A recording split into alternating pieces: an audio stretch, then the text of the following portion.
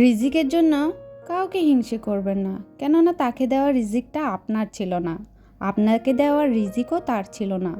আপনি আপনার জন্য নির্ধারিত অংশের চেয়ে বেশি পাবেন না, আর আপনার প্রাপ্য থেকে কিছু কমও করা হবে না। যতটুকু আপনার রিজিকে আছে ততটুকুই পাবেন। তো আমাদের হিংসে করে কোনো লাভ নেই। আর ভিডিওতে ভয়েস দেওয়ার সময় আমার চা বানানো দেখে শাহিনুর সিদ্দিকের আপুর চা বানানোটার কথা মনে পড়ে গেল। কত সুন্দর করে চাটা বানিয়েছে দেখেই আমার লোভ লেগেছিল, কিন্তু আমি ওনার মতো করে চাটা বানাতে পারলাম না। আসসালামু আলাইকুম প্রিয় ভাই বোনেরা, সবাই কেমন আছেন? আশা করছি সবাই আল্লাহর রহমতে ভালো আছেন। আমিও আলহামদুলিল্লাহ ভালো আছি। তো সবাইকে জুম্মা মুবারক জানাই। এই জীবনে খুব বেশি বুদ্ধিমান হওয়া জরুরি না। আমাদের জরুরি হচ্ছে আমাদের সমস্যার পিছনে অন্যদের চেয়ে বেশি সময় দেওয়া। কারণ আমরা প্রতিনিয়ত অনেক সমস্যার মধ্যে থাকি। মানুষের জীবন মানেই সুখ দুঃখ। তো এই সুখ দুঃখ মিলে নিজেকে সময় দেওয়াটাই হচ্ছে বুদ্ধিমানের কাজ। অন্যের পিছে না লেগে নিজের জন্য কিছু করাটাই হচ্ছে বুদ্ধিমানের কাজ। অনেক বেশি চালাকি, কৌশল আর ষড়যন্ত্র করে যদি জীবনে সব কিছু হতো, তাহলে মির্জাফরও বাংলার সফল নবাব হতো। আর নাস্তা করতে করতে আপনাদের সাথে অনেক কিছু শেয়ার করলাম। ভালো লাগলে একটা লাইক করে দিবেন, আর নতুন বন্ধুরা অবশ্যই সাবস্ক্রাইব করে পাশে থাকবেন। আর পুরাতন বন্ধুদের তো অসংখ্য ধন্যবাদ, দোয়া আর ভালোবাসা রইল। কোনো কাজের জিনিস, প্রয়োজনীয় জিনিস যদি নিত্য কাজের সমস্যা ব্যাঘাত ঘটায়, তখন এই কাজের জিনিসটা আমাদের শত্রু হয়ে দাঁড়িয়ে পড়ে। এই জিনিসটা আমার জামাইকে বলেছিলাম সেটিং করে লাগিয়ে দিতে, কিন্তু এটা যেই জায়গায় লাগানো হয়েছে এটা আমার কাজে ব্যাঘাত ঘটাচ্ছে, এটা আমার মোটেও কমফোর্টেবল ফিল হচ্ছে না। তো ও যেহেতু সময় পায় না, তো আমি এটা খুলে নিয়ে নিলাম। আর এখানে একটা স্ক্রু লেগেছিল, স্ক্রুটা খুলে আমি নির্দিষ্ট জায়গায় লাগিয়ে রাখলাম। আমার কিছু ঝুলানো থাকলে ওখানে ঝোলাবো, পরে দেখি এটা সেটিং করে নিব। আর এরকম হচ্ছে কিচেন র্যাক সবারই একটা থাকে থালা বাসন ধুয়ে পানি ঝরানোর জন্য। তো এটা আমি প্লাস্টিকেরই নিয়েছি আপাতত। তো এটা ক্লিন করা খুব একটা কষ্ট, প্রতিদিনই ক্লিন করা হয় কিন্তু ডিপ ক্লিন করা হয় না, যার কারণে এখানে একটু কালচে কালচে পড়ে গিয়েছে। এগুলো আসলে ময়লা না, যেহেতু ডিপ ক্লিন প্রতিদিন করা যায় না এসব জিনিস, যদিও পানি ঝরিয়ে রাখা হয়, তারপরেও এটাতে যেহেতু পানির কাজে তাই এটাতে একটু ময়লা হয়। আর এখানে হচ্ছে এটা খুবই ছিদ্রযুক্ত, আর এটা তারের জালি দিয়ে হচ্ছে এটা পরিষ্কার করা হয় না, তাই এরকম একটা ব্রাশ নিয়ে নেবেন আর ডিটারজেন্ট দিয়ে ভালো করে পরিষ্কার করে নিতে হবে। আর পানিটা অবশ্যই গরম পানি ইউজ করবেন, কুসুম গরম পানি। তো গরম পানি দিয়ে ব্যবহার করলে ময়লাটা সহজেই উঠে যায়। আমি কিন্তু এখানে হিটার অন করে দিয়েছি, আমার এখানে গরম পানি আসতেছে, যার কারণে আমার আলাদা করে গরম পানি নিতে হয়নি। তো আমি এটা ভালো করে ব্রাশ দিয়ে আর পানি দিয়ে ভালো করে পরিষ্কার করে নিচ্ছি। ব্রাশ নিলে হচ্ছে আপনার কষ্টটা একটু কম হবে। আর এখানে ছোট ছোট ছিদ্র যেখানে ময়লা জমে থাকে এগুলাও সহজে উঠে আসবে। তো এখানে হচ্ছে তারের যে জালিটা থাকে ওটা দিয়ে ভালো করে আমি প্রথমে ঢলে দিয়েছি আর যেগুলাতে এটা পৌঁছাবে না, এখানে হচ্ছে এরকম একটা ব্রাশ নিয়ে নেবেন। ব্রাশ নিলে আপনাদের কাজটা খুবই সহজ হবে আর খুব সহজে এটা পরিষ্কার হয়ে যাবে। যেহেতু এই র্যাকটা সবারই থাকে, এটাও থাকে, আবার অনেকে বড় র্যাকও ইউজ করেন। তো বড় র্যাক হলে আপনারা হচ্ছে ওয়াশরুমে নিয়ে গিয়ে ভালো করে ধুতে পারবেন। তো আমার যেহেতু এটা ছোট র্যাক, তাই আমার এটা ওয়াশরুমে নিয়ে যাওয়ার প্রয়োজন পড়েনি, যার কারণে আমি এটা বেসিনেই ধুয়ে নিতে পারছি।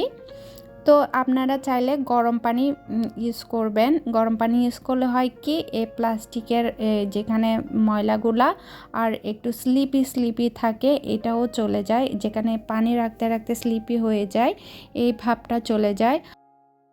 আর যাদের বড় কিচেন র্যাক আছে তারা হচ্ছে ওয়াশরুমে নিয়ে গিয়ে শাওয়ার দিয়ে ভালো করে পানি স্প্রে করে নেবেন। পানি স্প্রে করে নেওয়াতে হচ্ছে এখানে লুকিয়ে থাকা ছিদ্র ময়লাগুলো আপনাদের বেরিয়ে আসবে। তো আমি ছোট একটা ব্রাশ দিয়ে ভালো করে এটা ক্লিন করে নিচ্ছি। আমার সকল নতুন আর পুরাতন বন্ধুদের জানাই অনেক অনেক শুভেচ্ছা আর ভালোবাসা। তো যারা নতুন আসতেছেন প্লিজ একটা কমেন্ট করে যাবেন, না হলে আমি বুঝবো না যে আপনারা এসেছেন। আর পুরাতন বন্ধুদের তো অসংখ্য ভালোবাসা রইলো। আর আমার ভিডিওটি ভালো লাগলে চ্যানেলটি সাবস্ক্রাইব করে পাশে থাকবেন, একটা লাইক দিয়ে ভিডিওটা কন্টিনিউ করবেন।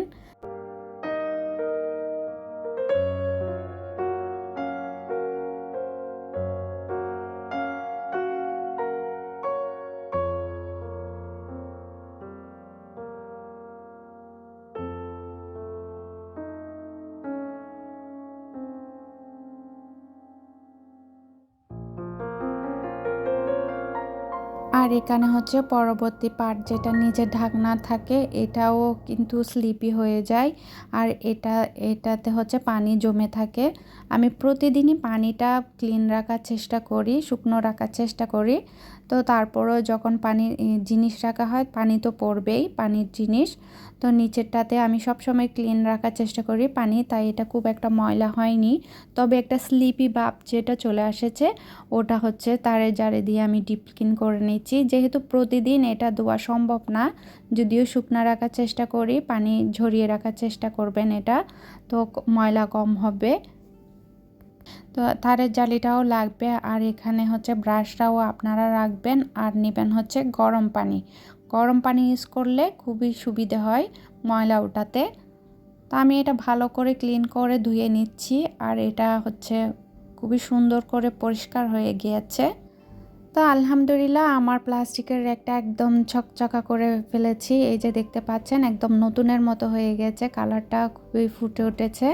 তো এই যে দেখছেন, এই যে স্লিপি ভাব আর হচ্ছে এই যে এখানে ছিদ্রের ছিদ্রে অনেক কালো কালো ময়লা জমে গিয়েছিল, সব উঠে গিয়েছে যেহেতু ব্রাশ দিয়ে আমি ভালো করে ডলে নিয়েছি। এখানে তারের জারিটা হচ্ছে যাবার ব্যবস্থা নেই, তারের জারি দিয়ে এটা খুবই কষ্ট হতো। তো এই যে আমার কিছু ভাত ছিল, তো ওগুলো পাখিকে দিতে এসেছি। আর বড়িগুলো দেখলে আমার খুবই মায়া লাগে, যেহেতু খাওয়া যায় না। তো ভাতও দিলাম, আমার ছেলের সাথে কিছু সময়ও পার করলাম। ও বিকেল হলে এখানে আসতে চায়। আর এখানে ওরা বাগান করেছে, বলেছিলাম না শীত আসলে এরা বাগান করবে, আমার আগের ভিডিওতে বলেছিলাম। এখানে হচ্ছে ওরা আলু গাছ লাগিয়েছে, এখানে এইগুলা লাউ গাছ। তারপরে হচ্ছে এখানে আপনার পেঁয়াজ কলির গাছও দেখছি, অনেক রকমের গাছ রোপণ করেছে যেহেতু। তো ওখানে গরমকালে আসলে আসলে এখানে এগুলো হয় না। তো এই যে এখানে এগুলো লাউ গাছ, তারপরে এটা হচ্ছে ডাঁটা শাক, মারিচ যেটা বলি। এই যে পেঁয়াজের কলি, বেগুন গাছও আছে। জানি না আরও কি কি গাছ রোপণ করেছে। প্রথমবারে অনেক গাছ ছিল, কিন্তু এবার হচ্ছে এই যে এগুলো হচ্ছে আলু গাছ।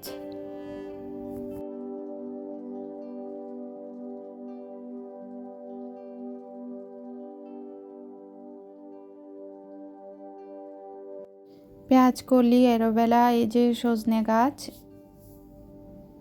আরও বিভিন্ন ধরনের গাছ ছিল।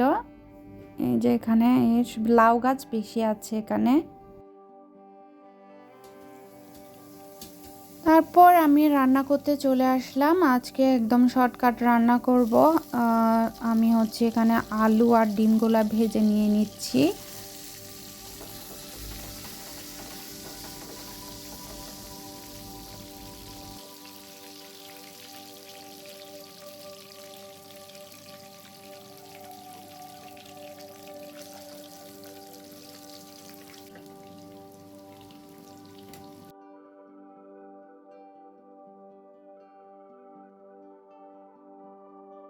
আমি এখানে মুরগির মাংসটা রোস্ট টাইপের রান্না করব। রোস্টও না, আবার ঝালও না, জানি না এটা কি, এটা আমার থেকে বানিয়ে নিয়েছি শর্টকাট করে।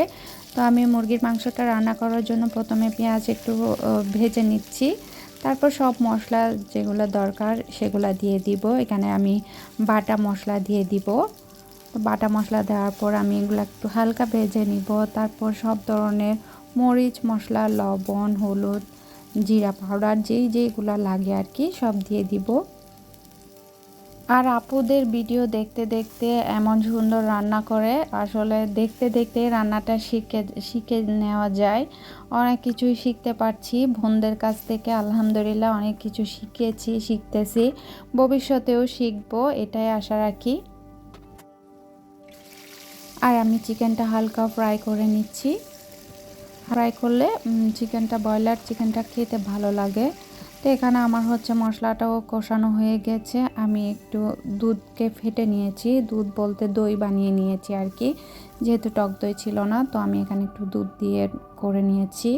আর এখানে আমি পোলাওয়ের জন্য ঘি দিয়ে দিলাম। তো বোনের কাছ থেকে আমি কিন্তু পোলাও রান্নাটা শিখেই গিয়েছি আলহামদুলিল্লাহ। ওই যে আমার ছেলে জন্মদিনে এসেছিল, তো আমি হচ্ছে তখন বোনকে দিয়ে রান্না করিয়েছিলাম আর আমি শিখে নিয়েছি তখন। আর এখন আমি মাশাল্লাহ পারি, ঝরঝরা হয়েছে, দেখলে দেখতে বুঝতে পারবেন। তো আমি এখানে সব মশলা দিয়ে দিচ্ছি। সব মশলা বলতে একটু আদা রসুন পেঁয়াজ বাটা দিলাম, প্রথমে পেঁয়াজ একটু ভেজে নিয়েছি, আর একটু গাজর হচ্ছে এখানে একটু লবণ দিয়ে দিলাম। মাশাল্লাহ আমার প্রিয় প্রিয় আপুরা অনেক সুন্দর করে মজা করে হচ্ছে রান্না করতে পারেন, সবাই অনেক লোভনীয় রান্না করেন, আর অনেক সুন্দর আর দক্ষতার সাথে রান্না করেন। তো সবার রান্না দেখেও শিখে নিয়েছি। এই যে দেখছেন আমার পোলাওটা আমি আগে একটু ভেজে নিচ্ছি, আর আমি গরম পানি অ্যাড করলাম পোলাওতে। তো পরিমাণ মতো দিয়ে দিলাম, আন্দাজে দিয়ে দিলাম আর কি। তো দেখা যাক কতটুকু হয়।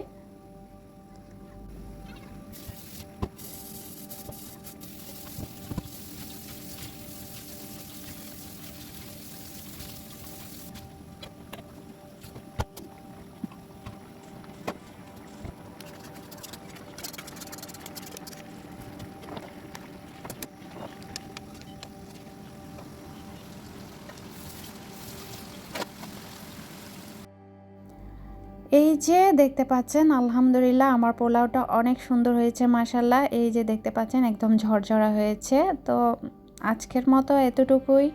সবাই আমার জন্য দোয়া করবেন, আপনাদের জন্য দোয়া রইল। আর আজকের মতো এতটুকুই। আল্লাহ হাফেজ। সবাই ভালো থাকবেন, সুস্থ থাকবেন, এটাই।